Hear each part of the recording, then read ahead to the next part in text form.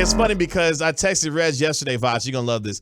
I said, I feel like I need some Voch in my life. I feel like we've gotten through the first, week and a half of free agency. Cowboys made a couple of moves. They're heading toward the draft. I need some Voch in my life. So tell me, how are you feeling? Let me tell you something. What's Let that? me tell you something. First and foremost, I know exactly what that means. I'm going to be incredibly humble when I say this, but a lot of people that analyze sports sound the same, and you just need a little more twang in your analyst. You know what I mean? So I totally humbly understand what you're talking about, player. Thanks for thinking about it. It ain't just how it sounds, man. It's how it comes across, man. Yes. You bring the goods. So all right, let's start here because I do want to ultimately get to the draft. I know that you are in this tape deep, so I really want to get your expertise there. But first of all, how have you felt about the Cowboys offseason approach thus far?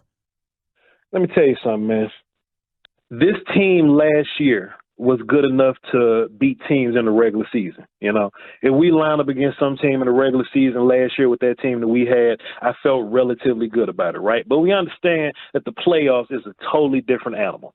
If it was two impediments to playoff Cowboys, it's cornerback 2 and wide receiver 2. Right? Dan Quinn has put together this defense that's almost Teflon.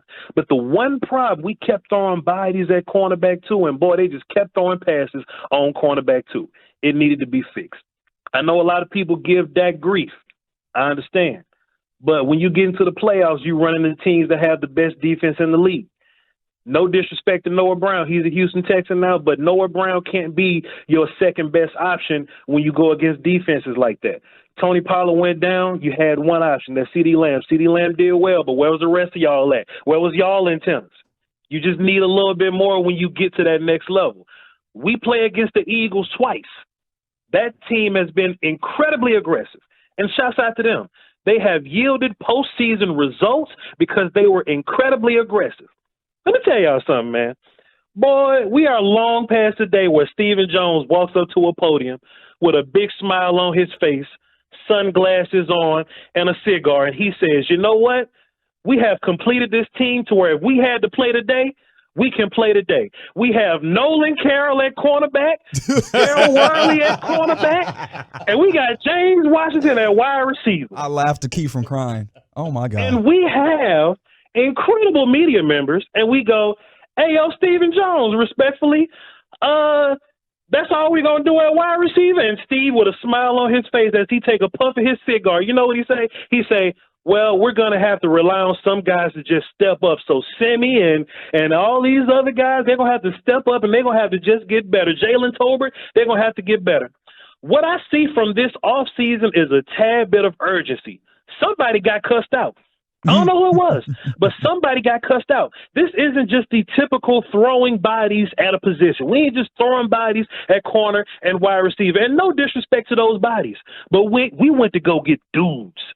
Trey Diggs was incredibly bored at the end of the season because they kept throwing against cornerback 2. I dare you to just keep throwing against Gilmore. I dare you. And if you choose to not throw at him, Deron Bland got 5 interceptions, 7 pass deflections for your life if that's what you want to do. You know what I mean? I think this defense and this offense is going to be totally different. Plus, we got Mike McCarthy on this new less is more approach. No pun intended with the more part. You know what I mean? So I think the biggest offseason moves, man, they were made last week, but holding on to Dan Quinn, fixing wide receiver 2, fixing cornerback 2. I can't give you A+ because it ain't like we got Aaron Donald or nothing. You know what I mean? Right. But I can give you the best B+ in the world because, boy, this is big change. Okay, KG gonna let me cook. Let's go. I am super intrigued because I think the way that they've gone about it, they've papered over a lot of the holes. We can still talk about interior defensive line. We can still talk about maybe guard, but they papered over a lot of the holes, which means, hey, they free to cook. And when it comes to the draft, who is the dude that you're like, hey, man, 26, make that move, y'all?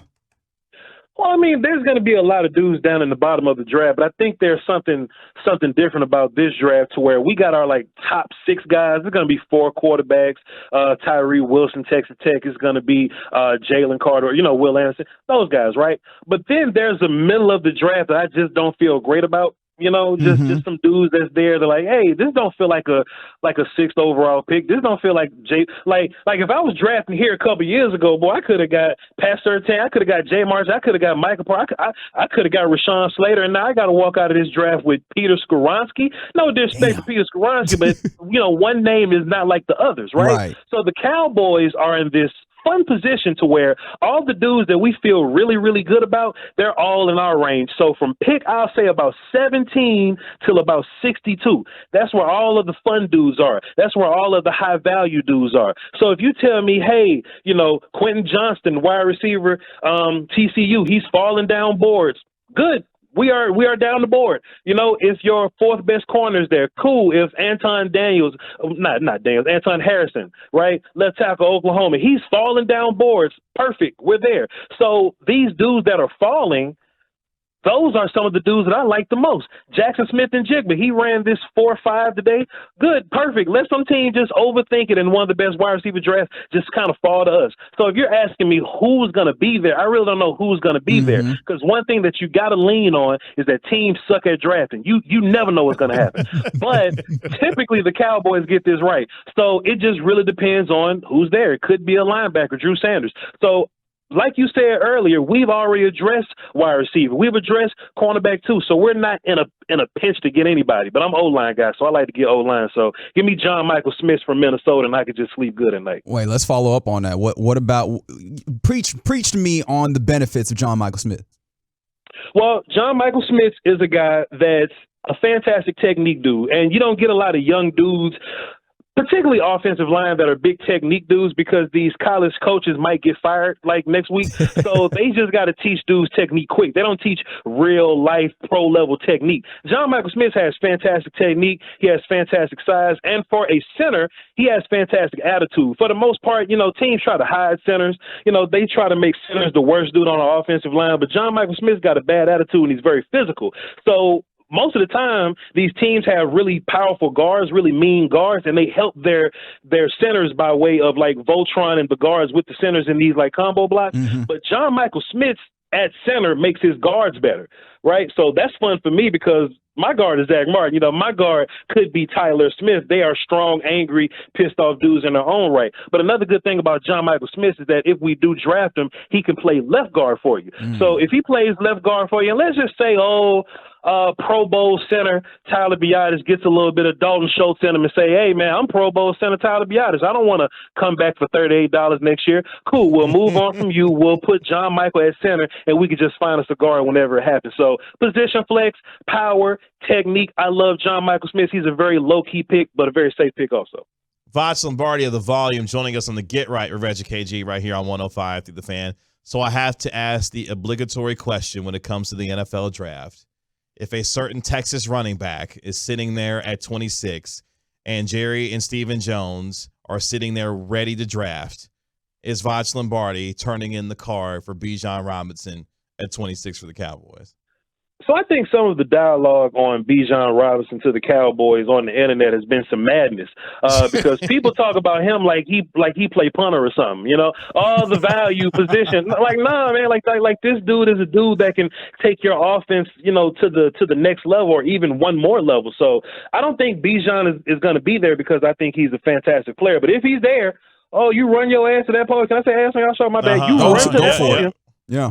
My bad. You run to that podium and you turn in some Bijan Robinson, man. He's a runner. He's a pass catcher. Not only is he a running back pass catcher, but he's a lineup at wide receiver pass catcher. He's a fantastic blocker. What about that dude? You look that dude in the face and say, nah, I'm about to get the fifth tackle here. I'm about to get, you know, this sixth corner that he may or may not be good in 6 years or so. The whole thing about Bijan with Cowboy fans is that he kind of gives you this, you know, this Zeke vibe, right? Hey, Zeke wasn't. Shouts out to Zeke, man. Much respect to Zeke. He did some great things for us, right? But Zeke, towards the end of his Cowboy career, he wasn't that guy that he was at the beginning. So people see Bijan and go, well, we're doing the same thing with Zeke. No, you just don't pay Bijan for a long time. But you bring him in for that rookie contract and you let him roll, you let him rock. And if he acts like Dalton Schultz and says, hey, man, I'm not doing this fifth-year option thing until I get some more money, you know what I mean? Well, that's when you go and find some dude in the fourth round that could do the job. But no, if Bijan is there, you sprint to the podium or the phone, and then they'll go to the podium. You draft Bijan Robinson, this shouldn't be a conversation. See, you smart. And that's why I love talking to you. And in another way, you're smart. You already put us on John Michael-Schmitz, so this is all gravy at this point. But can you put us on another player that maybe you feel like folks aren't talking about enough? Let me tell you a little bit about DeJuan Jones, the right tackle from Ohio State. You know, I feel like sometimes draft media kind of, makes cowards of us. You know, draft media pins us in this corner and we feel like we can't like a player more than another player because, draft media says so. You know, like these are dudes that'll come out with the way too early mock drafts and they're like, all right, y'all, Brad Kaya's quarterback #1, but by the time we get to the draft, we lied. You know, like those guys. Yeah. So DeJuan Jones is a guy that has been projected to be a 30s guy. Like you draft him in the 40s, 50s guy. I cut on tape of DeJuan Jones, Ohio State offensive lineman, right tackle, and he's just smoking everybody.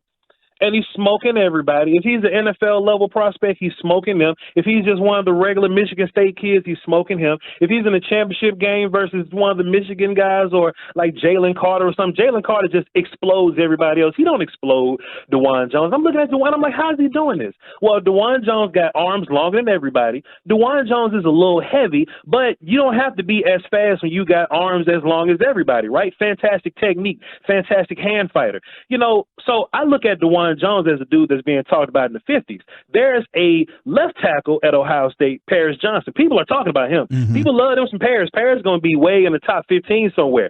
But it just behooves me. When I watch Ohio State film, the right tackle wins a lot more fights than the left tackle. Now, why is that? Well, because when we look at Paris, he's the athletic tackle. He's the good moving tackle. He's the fun tackle with the upside. But DeJuan's better because DeJuan Jones loses less fights to me, right? So it's just interesting how we just see dudes climb up the boards over time. So DeJuan has gone from a dude that was being, talked about in the 50s. Now all of a sudden, big draft media saying, hey, DeJuan Jones could be a guy that's taken 17th overall. Well, no new film has come out. He's still the same dude that he was. It's just that you're talking about him now. So I just want to encourage anybody that, don't be a coward when it comes to a lot of this draft talk. There's this dude, Miles Murphy, pass rusher, Clemson. He was an ironclad top 10 pick, 6th overall type of guy they was talking about him. Now all of a sudden he's in the 50s somewhere. The film ain't changed, so how this happened, right? Just trust your eyes and don't let the draft Illuminati sway you. Draft Illuminati tries to sway you on DeJuan Jones, but he's my favorite tackle in the whole class. He big as hell. He 365 pounds or something like that, 350, and it looked like he doesn't move well, but it's fine because his arms are longer than everybody else, and he does not lose fights. Open your draft third eye, everybody. Voch, I love to give you your love, give you your flowers from the text line, the 817. Man, Voch is such a blessing to listen to. I love the way they put that. Hey, that's man, right. we always rock with you around these parts, man. Wow, appreciate y'all, man. Tell whoever listens to send some money, and I'll just show up a little more often. You know what I mean? I'm here all week, man. Yes, sir. Voch, tell the folks they can find you. What you're doing these days, man. Y'all can find me at Voch Lombardi, VochLombardi, on all your social media platforms. And I'm also on The Volume Monday through Thursday at 3 p.m. Central. I'm breaking down film. I'm talking about draft. I'm talking about Cowboys. And I make you laugh when we do it. Appreciate y'all for tuning in. Y'all hold it down now. Volume. Yes, sir. Bye. Yes, sir.